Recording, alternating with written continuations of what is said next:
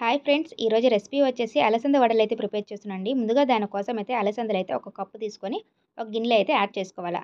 తర్వాత బాగా వాష్ చేసేసుకోవాలండి. ఒక 2 టైమ్స్ వాష్ చేసేసుకొని మళ్ళీ వాటర్ వేసేసుకొని ఒక 6 అవర్స్ అయితే రెస్ట్ ఇచ్చేయాల.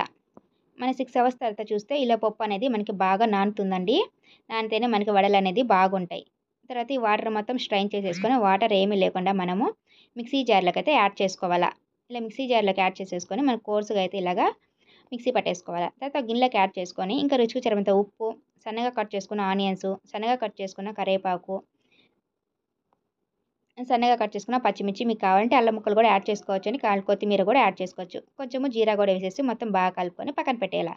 ఇప్పుడు గ్యాస్ మీద ప్యాన్ పెట్టేసి డీప్ ఫ్రై సరిపోయినంత ఆయిల్ వేసేసుకొని బాగా హీట్ అయిన తర్వాత వడలైతే వేసేసుకోవాలండి మనము. మీడియం ఫ్లేమ్లోనే బాగా ఫ్రై చేసుకోవాలి. హై ఫ్లేమ్ అనేది అస్సలు పెట్టకూడదు.